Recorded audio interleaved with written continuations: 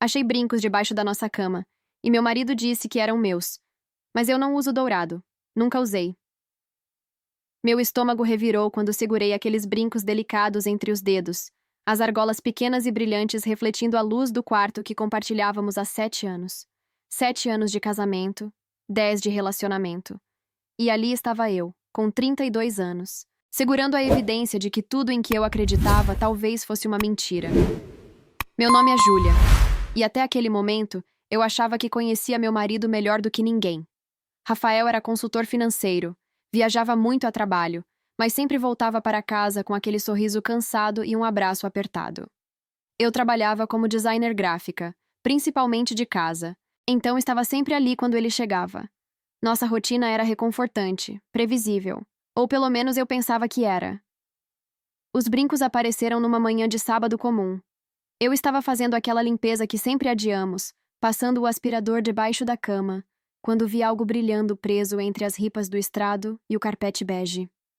Quando me abaixei para pegar, meu coração já começou a acelerar antes mesmo de processar o que era. Brincos de argola, dourados, delicados, claramente femininos e definitivamente não meus. Fiquei parada ali, sentada no chão do quarto, com aqueles brincos na palma da mão aberta, tentando encontrar qualquer explicação que não fosse a óbvia. Talvez fossem da minha irmã, mas ela não vinha aqui há meses. Da minha mãe. Ela usa apenas prata. De alguma amiga que visitou nossa casa. Mas ninguém entrava no nosso quarto. Senti um nó na garganta e as mãos começaram a tremer levemente. Rafael estava na sala, assistindo futebol no sofá, completamente relaxado, sem camisa, de bermuda, com aquela postura de quem não tinha nenhuma preocupação no mundo. Eu desci as escadas devagar, os brincos escondidos no punho fechado, meu coração batendo tão forte que eu tinha certeza de que ele poderia ouvir. Parei na entrada da sala, observando-o por um momento. Ele estava tão tranquilo, tão normal. Será que eu estava enlouquecendo? Será que estava vendo traição onde não havia nada? Abri a mão na frente dele sem dizer uma palavra. Os brincos dourados brilharam sob a luz natural que entrava pela janela ampla da sala. Rafael olhou para eles, depois para mim, e teve uma fração de segundo. Apenas uma fração, onde vi algo passar pelos seus olhos. Surpresa? Medo? Mas foi tão rápido que quase duvidei de ter visto. Ele deu de ombros, voltou os olhos para a televisão e disse com aquela voz casual, despreocupada: "Devem ser seus, amor. Onde você achou?" Seus, meus, como se fosse óbvio, como se não houvesse problema nenhum. Eu senti uma onda de raiva subir pelo peito. "Debaixo da nossa cama", respondi, e minha voz saiu mais fria do que eu pretendia. "Mas eu não uso brincos dourados, Rafael. Nunca usei. Você sabe disso." Ele finalmente desviou o olhar da TV e me encarou, mas seu rosto estava tranquilo demais, estudado demais. "Ah, sei lá, Ju. Deve ser de alguma visita. Sua irmã? Talvez? Ou alguém que ficou aqui quando a gente deu aquela festa no ano passado." Festa no ano passado, há mais de um ano, e os brincos estariam debaixo da nossa cama esse tempo todo? Limpeza eu fazia regularmente. Aquilo era recente. Tinha que ser. Senti meu mundo começar a rachar. Pequenas fissuras se espalhando por tudo o que eu considerava sólido e seguro. Rafael estava mentindo. Eu sabia que estava. A forma como evitou meu olhar por um segundo a mais. A forma como a resposta veio rápida demais, ensaiada demais. E pior, ele me achava idiota o suficiente para acreditar. Mas eu não ia confrontá-lo assim, não ainda. Algo dentro de mim, um instinto que eu nem sabia que tinha, me disse para recuar, observar, descobrir a verdade antes de explodir. Porque se Rafael estava me traindo, eu precisava de mais do que um par de brincos. Eu precisava da verdade completa, não fragmentos que ele pudesse distorcer ou negar. Se essa história já está te prendendo, inscreva-se no canal porque o que vem depois vai te deixar completamente sem palavras. A verdade que descobri sobre aqueles brincos mudou tudo. E quando eu finalmente confrontei quem estava por trás deles, não foi apenas meu casamento que ruiu. Foi uma mentira muito maior. Guardei os brincos numa gaveta do meu escritório, escondidos numa caixinha de clipes de papel onde sabia que Rafael nunca mexeria. E comecei a observar. Realmente observar. Não da forma paranoica e óbvia, mas com atenção aos detalhes que antes eu deixava passar despercebidos. As pequenas coisas que, quando você junta todas, formam um quadro que você não quer ver. Rafael começou a sair mais cedo para o trabalho. Não muito, 15, 20 minutos, mas o suficiente para eu notar. Ele checava o celular com mais frequência, e sempre com a tela virada para baixo quando colocava na mesa. Clássico, eu sei. Mas eram os sorrisos secretos que mais me incomodavam. Aqueles momentos em que ele olhava para a tela e um sorriso pequeno, quase imperceptível, aparecia no canto da boca antes de ele perceber que eu estava olhando. As viagens a trabalho continuavam, mas agora eu prestava atenção. São Paulo, Curitiba, Brasília. Sempre reuniões importantes, sempre jantares com clientes, sempre hotéis de luxo que a empresa pagava. Ele voltava com histórias sobre apresentações cansativas e voos atrasados. Tudo perfeitamente normal. Tudo perfeitamente crível. Mas os brincos dourados continuavam na minha mente. Uma pequena lasca de verdade enterrada no meio de todas aquelas mentiras bem contadas. Eu poderia ter checado o celular dele. Poderia ter fuçado nas gavetas, nos bolsos dos ternos, nos e-mails. Mas algo me dizia que Rafael era cuidadoso demais para deixar rastros tão óbvios. Se ele estava me traindo, e cada dia eu tinha mais certeza de que estava, ele tinha sido inteligente o suficiente para esconder bem. Então eu precisava ser mais inteligente ainda. Foi numa terça-feira, 3 semanas depois de encontrar os brincos, que tudo começou a se encaixar. Rafael tinha viagem marcada para São Paulo, 2 dias de reuniões com um cliente grande.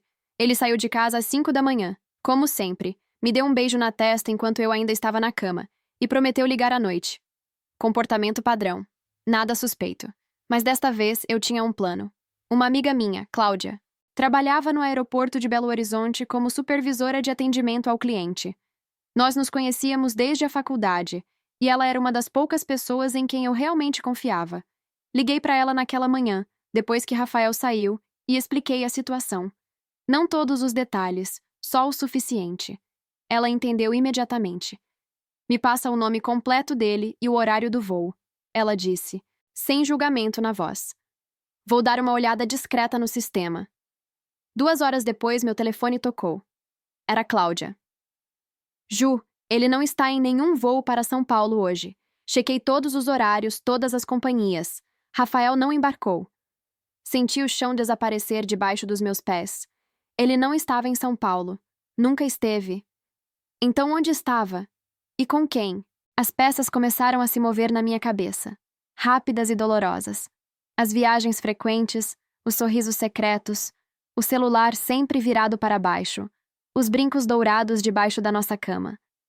Não era uma aventura casual. Era algo estruturado, planejado, contínuo. Passei o dia inteiro em estado de choque, me movendo pela casa como um fantasma. Tentei trabalhar, abrir o computador, responder e-mails de clientes, mas as palavras na tela não faziam sentido. Minha mente estava presa naquela informação brutal. Meu marido estava mentindo. Não sobre onde guardou as chaves do carro ou se tinha pagado uma conta. Ele estava construindo uma vida paralela inteira, e eu tinha sido idiota o suficiente para não ver. À noite, como prometido, Rafael ligou. Sua voz estava cansada, convincente. Oi, amor. Que dia? A reunião foi desgastante. Você nem imagina. O cliente é exigente demais. Eu ouvi cada palavra, cada pausa, cada suspiro performático. E pela primeira vez, consegui ouvir a mentira embaixo de tudo. Era como se uma venda tivesse caído dos meus olhos e eu finalmente enxergasse quem ele realmente era. Como está o hotel? Perguntei, mantendo minha voz normal, até ligeiramente entediada. Bom, o de sempre. Wi-Fi horrível, mas o quarto é confortável. Mentira. Ele não estava em hotel nenhum. Estava em algum lugar, com alguém, vivendo uma fantasia que não me incluía. E eu estava do outro lado da linha, sendo a esposa boba, fazendo as perguntas certas, acreditando nas respostas erradas. Te amo, ele disse antes de desligar. Volto amanhã à noite. Eu respondi que também o amava, mas as palavras saíram mecânicas, vazias. Porque como você pode amar alguém que você nem conhece mais? Como você pode sentir qualquer coisa por uma pessoa que construiu uma parede inteira de mentiras entre vocês? Naquela noite, sozinha na nossa cama, a mesma cama onde encontrei os brincos, eu tomei uma decisão. Não ia confrontá-lo ainda. Não ia chorar, gritar ou fazer uma cena. Eu ia descobrir tudo. Quem era ela? Onde eles se encontravam? Há quanto tempo isso estava acontecendo? E então, quando eu tivesse todas as respostas, quando não houvesse mais espaço para mentiras ou desculpas, eu faria o que precisava ser feito. Você já foi traído por alguém em quem confiava completamente? Conta nos comentários como você descobriu a verdade. Na manhã seguinte, contratei um investigador particular. Não foi fácil admitir que tinha chegado nesse ponto, que meu casamento havia se tornado o tipo de situação que precisa de um detetive profissional. Mas eu precisava de provas concretas, não apenas de intuições e brincos misteriosos. O investigador, um homem chamado Maurício, na casa dos 50 anos, com expressão séria e profissional, me garantiu discrição total. Vou descobrir onde seu marido está realmente indo nessas viagens, ele prometeu. Rafael voltou de São Paulo, ou de onde quer que tivesse estado, naquela quarta-feira à noite, com flores e uma caixa de brigadeiros gourmet, minha sobremesa favorita. Ele me abraçou forte, cheirando a perfume caro e culpa disfarçada de carinho. Comprei no aeroporto pensando em você, disse, entregando os presentes com aquele sorriso que antes me derretia e agora só me causava náusea. Eu aceitei tudo com um sorriso forçado. Agradeci. Até comi um brigadeiro enquanto ele me contava, com detalhes elaborados demais, sobre a reunião difícil e o cliente exigente que não existia. Cada palavra era uma punhalada, mas eu mantive a máscara perfeitamente no lugar. Porque agora eu tinha meu próprio segredo. Maurício já estava trabalhando, e logo eu teria respostas. As próximas 2 semanas foram as mais difíceis da minha vida. Viver na mesma casa, dormir na mesma cama, fazer refeições junto com alguém que você sabe que está te traindo, mas fingir que está tudo normal. Era como atuar numa peça de teatro todos os dias, um papel de esposa feliz e despreocupada, enquanto por dentro eu estava me despedaçando. Maurício me mandava atualizações por e-mail criptografado. Rafael não tinha ido para nenhuma das cidades que mencionou nas últimas viagens. Em vez disso, tinha estado em Cabo Frio, num resort de luxo à beira-mar. E não estava sozinho. Havia uma mulher. Sempre a mesma mulher. Maurício conseguiu fotos, os dois saindo de um restaurante de mãos dadas. Entrando no resort juntos, na piscina, ela usando um biquíni vermelho e sorrindo para ele como se fossem um casal apaixonado. Quando vi as fotos pela primeira vez, sozinha no meu escritório, senti como se tivessem arrancado o ar dos meus pulmões. Não era a confirmação da traição que me destruiu. Eu já sabia que era verdade. Era ver a forma como ele olhava para ela. Com aquela ternura, aquela atenção, aquele sorriso genuíno que eu achava que era só meu. Ele parecia feliz. Mais feliz do que tinha parecido comigo nos últimos anos. E ela? A mulher das fotos era deslumbrante. Cabelos longos e escuros, corpo de modelo, aquele tipo de beleza que vira cabeças em qualquer lugar. Ela usava roupas caras, óculos de sol de grife, joias delicadas, joias como brincos dourados. Meu estômago revirou quando percebi. Eram dela. Os brincos que encontrei eram dela. Ela tinha estado na minha casa, no meu quarto, na minha cama. Maurício descobriu mais. O nome dela, Valentina Rodrigues. 28 anos, modelo profissional em São Paulo, trabalhava para agências de luxo, fazia campanhas para marcas de alta costura. Seu Instagram tinha quase 200 mil seguidores. Cheio de fotos em eventos glamurosos, viagens internacionais, roupas de grife. Ela era tudo o que eu não era. Jovem, exuberante, parte de um mundo de luxo e ostentação. E então veio a bomba que eu não estava esperando. Maurício descobriu que Rafael estava desviando dinheiro. Não era só uma traição emocional e física. Ele estava usando nosso dinheiro, o dinheiro que ganhávamos juntos, que economizávamos para comprar uma casa maior, para viajar, para nosso futuro, para bancar aquela vida paralela. Hotéis caros, restaurantes sofisticados, presentes para ela. Tudo com o nosso dinheiro. Senti uma raiva que nunca tinha sentido antes. Não era só traição, era roubo. Era desrespeito completo por tudo o que construímos juntos. 7 anos de casamento, 10 de relacionamento, reduzidos a uma fonte de financiamento para ele viver uma fantasia com uma modelo 20 anos mais nova. Foi nesse momento que tomei a decisão. Não ia apenas confrontá-lo ou pedir o divórcio. Isso seria fácil demais, rápido demais. Rafael merecia algo mais. Ele merecia sentir exatamente o que me fez sentir.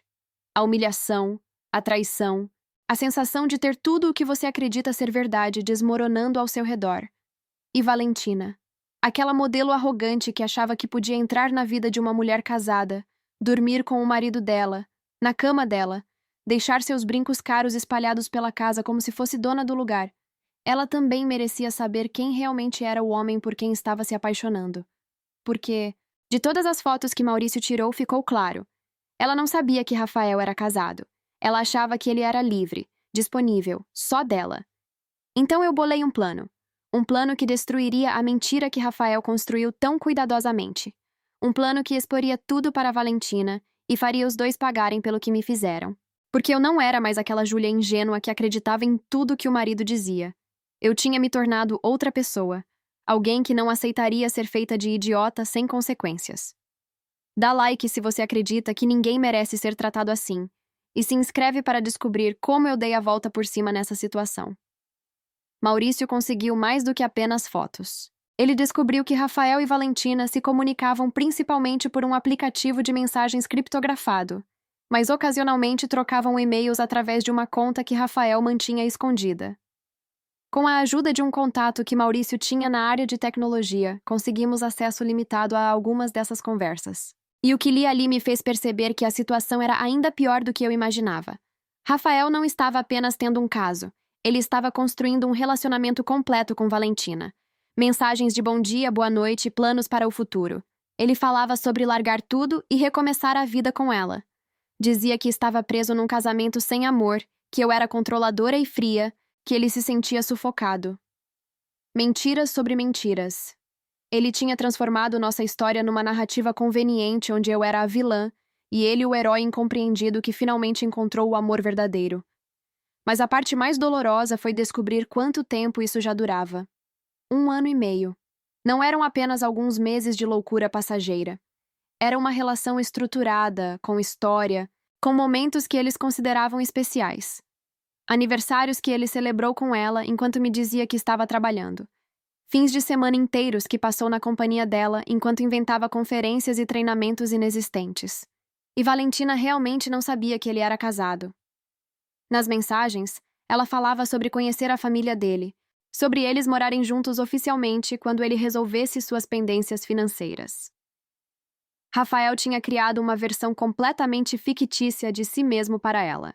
Um consultor bem-sucedido, solteiro, que morava sozinho num apartamento alugado e estava economizando para comprar algo melhor. Ela acreditava em cada palavra.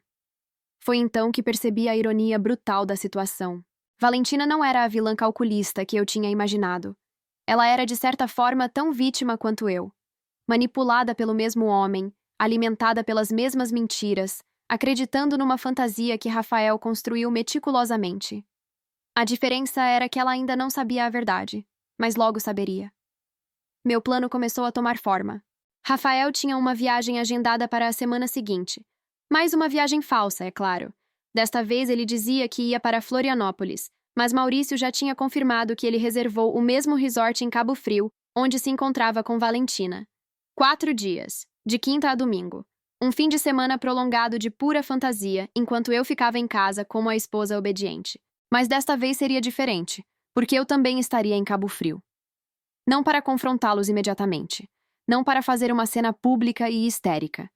Isso seria o que Rafael esperaria de mim. Seria fácil para ele me transformar na louca ciumenta. Não. Eu tinha algo muito mais devastador em mente. Passei os próximos dias me preparando. Peguei todos os documentos financeiros do nosso casamento.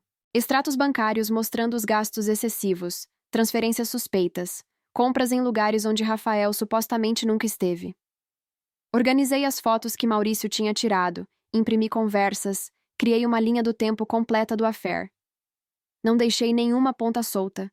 Também fiz algo que nunca pensei que faria. Contratei um advogado especializado em divórcio. Doutora Márcia Fontes, conhecida por ser implacável, e por proteger os interesses de seus clientes acima de tudo. Mostrei a ela todas as evidências, e ela sorriu. Aquele tipo de sorriso profissional de quem sabe exatamente como destruir o oponente legalmente. Com o que você tem aqui, Júlia, ele não vai sair dessa com nada, ela garantiu. Rafael não desconfiava de absolutamente nada. Continuava com sua rotina de mentiras, seus beijos falsos, suas promessas vazias. Na quarta-feira à noite, véspera da viagem dele, jantamos juntos como um casal normal. Ele até pegou na minha mão por cima da mesa e disse: "Vou sentir sua falta nesses dias em Floripa, namor." Eu sorri de volta, apertei a mão dele e respondi: "Também vou sentir a sua." Mas por dentro eu estava contando as horas. Porque na quinta-feira, enquanto Rafael achava que estava embarcando para mais um fim de semana de escapismo e paixão proibida, eu estaria logo atrás dele. Não para destruir tudo num ataque de raiva cega, mas para orquestrar cuidadosamente a implosão completa da vida dupla que ele construiu. Porque eu tinha percebido algo fundamental.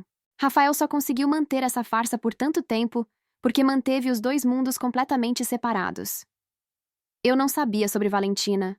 Valentina não sabia sobre mim. Ele era o único ponto de conexão, o único que conhecia toda a verdade. E seu poder vinha exatamente dessa separação. Mas o que acontece quando esses mundos colidem? Quando a esposa que ele pintou como fria e controladora aparece na frente da amante que ele convenceu de que ela era o amor da vida dele? Quando todas as mentiras que ele contou para ambas são expostas simultaneamente, sem possibilidade de manipulação ou controle de narrativa, eu estava prestes a descobrir. E Rafael estava prestes a aprender que subestimar a inteligência da sua esposa era o maior erro que ele poderia ter cometido. Porque eu não era mais aquela Júlia que encontrou os brincos debaixo da cama e ficou paralisada. Eu era alguém completamente novo. Alguém que ele tinha criado com suas mentiras. Alguém que não sentia mais nada além de uma determinação fria de fazer justiça. Na quinta-feira de manhã, Rafael saiu de casa às 5, como sempre. Me beijou na testa, pegou sua mala já pronta e sussurrou que voltaria domingo à noite. Eu fingi estar meio dormindo. Murmurei um "boa viagem" sonolento e esperei até ouvir o carro dele saindo da garagem. Então levantei, tomei um banho demorado, me arrumei com cuidado e peguei minha própria mala, que estava escondida no closet do escritório há dias. Maurício me buscaria às 8, e às 10h30 eu estaria no mesmo voo que levaria Rafael para o Rio de Janeiro, de onde ele pegaria um carro até Cabo Frio. A diferença era que ele não sabia que eu estava indo, mas logo, muito em breve, todos saberiam de tudo. Cheguei em Cabo Frio 2 horas depois de Rafael. Maurício tinha reservado um quarto para mim num hotel próximo ao resort, com vista direta para a entrada principal. De lá, eu podia ver tudo sem ser vista. Vi quando ele chegou, sorridente, relaxado, sem o peso da culpa que deveria carregar. E 15 minutos depois, vi Valentina aparecer num conversível branco, usando um vestido esvoaçante e óculos escuros enormes. Ela correu para os braços dele como nos filmes românticos, e eles se beijaram ali mesmo, na entrada do resort, sem nenhuma preocupação de serem vistos.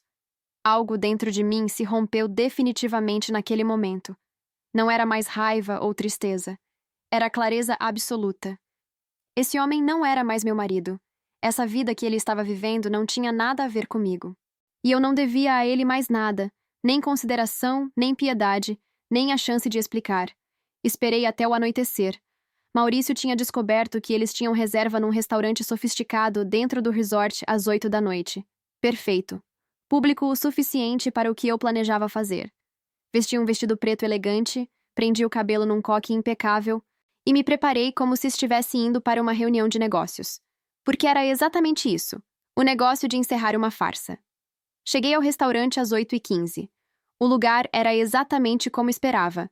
Iluminação suave, mesas com vista para o mar, música ambiente discreta, o tipo de cenário romântico que custava uma fortuna. E lá estavam eles, numa mesa de canto, completamente absortos um no outro. Rafael tinha aquela expressão relaxada que eu não via há anos. Valentina estava deslumbrante, rindo de algo que ele tinha dito, com a mão pousada sobre a dele em cima da mesa. Me aproximei devagar, o som dos meus saltos no piso de madeira se perdendo na música ambiente. Nenhum deles me viu chegar. Parei ao lado da mesa deles e finalmente disse, com a voz mais calma que consegui reunir: "Que coincidência incrível! Você disse que estava em Florianópolis, Rafael." A reação dele foi imediata e visceral. O rosto perdeu toda a cor, os olhos se arregalaram em pânico absoluto. A boca se abriu, mas nenhum som saiu. Foi como assistir alguém tendo um colapso em câmera lenta. Valentina olhou de mim para ele, confusão estampada no rosto perfeito. Quem é você? Ela perguntou, não com hostilidade, mas com genuína perplexidade. Sou Júlia, respondi, mantendo o tom educado, quase cordial.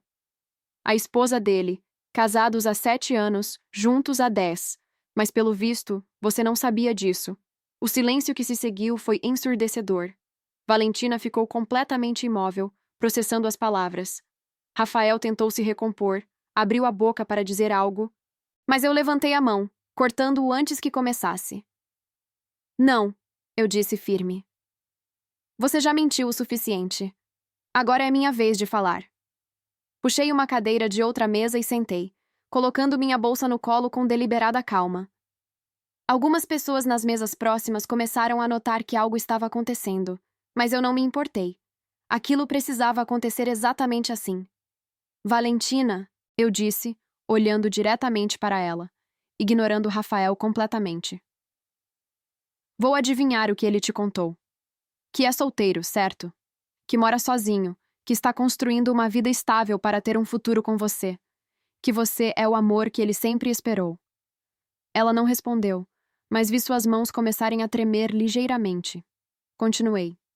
Ele te leva para lugares bonitos como este. Paga tudo. Faz você se sentir especial. E você acreditou, porque por que não acreditaria? Ele é convincente, charmoso, atencioso. Júlia, por favor. Rafael finalmente conseguiu dizer, mas sua voz estava fraca, desesperada. Falei que agora é minha vez. Cortei, sem sequer olhar para ele. Valentina, tudo o que ele te contou é mentira. Tudo. Ele não mora sozinho. Mora comigo. Na nossa casa em Belo Horizonte. A casa que compramos juntos. Ele não está construindo nada. Está destruindo um casamento de quase uma década. E o dinheiro que ele gasta com você? Não é só dele. É nosso. Do nosso trabalho, da nossa conta conjunta, do nosso futuro que ele está dilapidando para viver essa fantasia. Abri minha bolsa e tirei um envelope. Coloquei na mesa, na frente de Valentina.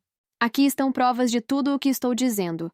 Fotos da nossa casa, da nossa certidão de casamento, extratos bancários mostrando os gastos, conversas que vocês tiveram onde ele mente descaradamente sobre a vida dele. Tudo. Valentina pegou o envelope com mãos trêmulas e começou a olhar o conteúdo. Vi o momento exato em que a realidade a atingiu. Seus olhos se encheram de lágrimas. Seu rosto se contorceu em choque e dor. Eu não sabia. Ela sussurrou, a voz quebrando. Eu juro, eu não sabia que ele era casado. Ele disse. Ele sempre disse. Eu sei, respondi, e minha voz saiu mais gentil do que esperava. Você também foi enganada. A diferença é que você não tinha como saber. Eu demorei para descobrir porque ele era bom em esconder. Mas agora você sabe. E pode fazer o que quiser com essa informação. Finalmente olhei para Rafael. Ele estava destruído, suando, com os olhos vermelhos, tentando encontrar palavras que pudessem consertar o que não tinha conserto. Júlia, eu posso explicar? Não pode, interrompi. Não existe explicação. Existe apenas o que você fez, as escolhas que você tomou. E agora, as consequências. Tirei outro envelope da bolsa. Isso são os papéis do divórcio. Meu advogado vai entrar em contato com você na segunda-feira. Com as provas que tenho da traição e do desvio de dinheiro, você não vai ficar com nada. A casa é minha. A maior parte das economias também. Você tem direito a um advogado, é claro. Mas eu sugiro que você não lute. Porque quanto mais você lutar, mais evidências vou apresentar. E mais humilhante vai ficar. Me levantei, ajeitei meu vestido, peguei minha bolsa. Olhei para Valentina uma última vez. Você é bonita, bem-sucedida. Tem a vida toda pela frente. Não desperdice com homens que mentem. Você merece alguém que te escolha de verdade, não que te esconda. Ela assentiu, lágrimas escorrendo pelo rosto, borrando a maquiagem impecável. Então olhei para Rafael uma última vez.